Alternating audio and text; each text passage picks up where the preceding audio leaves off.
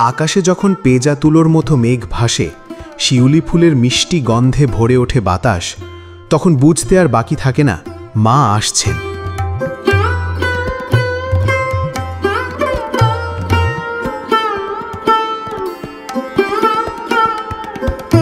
কিন্তু এই আগমনই শুধু একটি ধর্মীয় উৎসবের বার্তা নিয়ে আসে না, এটি নিয়ে আসে এক অসাধারণ ইতিহাসের গল্প।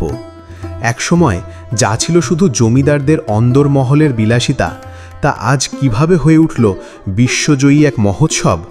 এটি কি সত্যিই শুধু ধর্মের উৎসব, নাকি এর আড়ালে লুকিয়ে আছে অন্য কোনো ইতিহাস? আজ আমরা সেই অজানা গল্পগুলোই তুলে ধরব। অনেকেই মনে করেন কলকাতার দুর্গাপুজো শুরু হয়েছিল ব্রিটিশদের খুশি করার জন্য। এই ধারণার পেছনে একটি জনপ্রিয় ঘটনা আছে।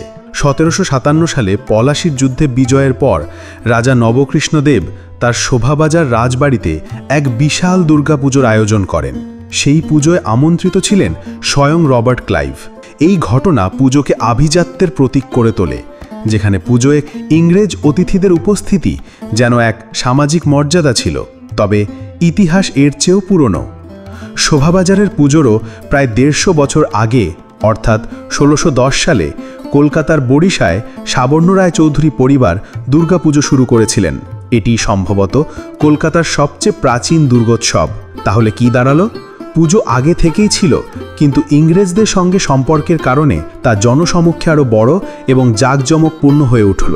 তাই বলা যায়, ব্রিটিশদের খুশি করার জন্য পুজো শুরু না হলেও তাদের সঙ্গে সম্পর্ক এই উৎসবকে একটি নতুন মাত্রা দিয়েছিল। সময় বদলেছে, বদলাচ্ছে উৎসবের রূপ। 1900 শতকের শুরুর দিকে পুজো আর শুধু জমিদারদের বাড়ির ভেতরে সীমাবদ্ধ থাকল না। সাধারণ মানুষের মধ্যেও এক নতুন চেতনা জন্ম নিল। হুগলির গুপ্তিপাড়ায় 1790 সালে কিছু বন্ধু মিলে প্রথম বারোয়ারি বা সর্বজনীন পুজোর সূচনা করে, আর এই ধারা এসে পৌঁছালো কলকাতায়। 1910 সালে বাগবাজারের সনাতন ধর্মোৎসাহিনী সভা কলকাতায় প্রথম বারোয়ারি দুর্গাপূজা শুরু করে। এটি ছিল বিপ্লব, কারণ এই প্রথম পুজো ধনীর অন্দরমহল ছেড়ে সাধারণের আঙিনায় নেমে এলো। কিন্তু এর পেছনে শুধু ধর্মীয় ভাবনাই ছিল না, লুকিয়েছিল রাজনৈতিক উদ্দেশ্য। 1926 সালে সিমলা ব্যায়াম সমিতিতে যে পুজো শুরু হয়, তা ছিল স্বাধীনতা সংগ্রামের এক গুরুত্বপূর্ণ অংশ। এই পুজো ছিল দেশাত্মবোধ জাগানোর এক শক্তিশালী মাধ্যম। আজকের দুর্গাপূজা তার শিল্প ও সৃজনশীলতার জন্য বিশ্বখ্যাত। একসময় একচালার প্রতিমা ছিল পুজোর প্রধান আকর্ষণ। মা দুর্গা, লক্ষ্মী, সরস্বতী, কার্তিক ও গণেশ সবাই একসঙ্গে এক ফ্রেমে বাঁধা। কিন্তু সময়ের সঙ্গে সঙ্গে এই শিল্প পরিবর্তিত হয়েছে। এখনকার থিম পুজোগুলো যেন এক একটি খোলা আকাশ, যেখানে শিল্পীরা তাদের কল্পনার ডানা মেলতে পারেন। কাঠ, মাটি, কাপড়, প্লাস্টিক নানা জিনিস ব্যবহার করে তৈরি হয় চমকপ্রদ সব মণ্ডপ। প্রতি বছর দর্শকরা অধীর আগ্রহে অপেক্ষা করেন নতুন কি থিম আসছে তা দেখার জন্য।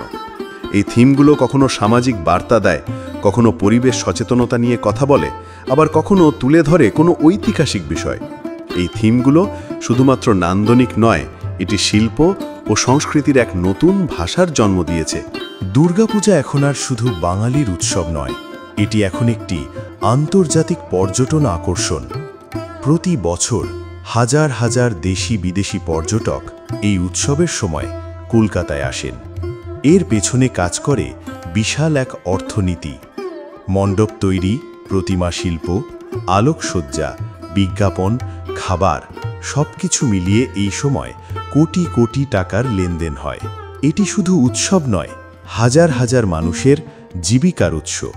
এই কারণেই 2021 সালে কলকাতার দুর্গাপূজা ইউনেস্কোর intangible cultural heritage of humanity তালিকায় স্থান পেয়েছে। এই স্বীকৃতি শুধু কলকাতার গর্ব নয়, এটি সমগ্র ভারতের সংস্কৃতির এক ঐতিহাসিক জয়। দুর্গাপূজা এক উৎসব যা তার জন্মলগ্ন থেকে বহু পথ পেরিয়ে এসেছে, কখনো রাজপ্রাসাদের আঙিনায়, কখনো স্বাধীনতা আন্দোলনের স্লোগানে, আবার কখনো আধুনিক শিল্পের ক্যানভাসে। প্রতিবারই সে নতুন রূপে ধরা দিয়েছে। এটি শুধু এক দেবী আরাধনা নয়, এটি আমাদের ইতিহাস, আমাদের শিল্প, আমাদের সংস্কৃতি আর আমাদের এক চিরন্তন আবেগ। এমন আরও ইতিহাস জানতে চাইলে সাবস্ক্রাইব করো অংশু নেটওয়ার্ককে। ইতিহাসকে জানো, বোঝো আর ছুঁয়ে দেখো নতুন দৃষ্টিতে। Anshu network, deeper stories, wider views.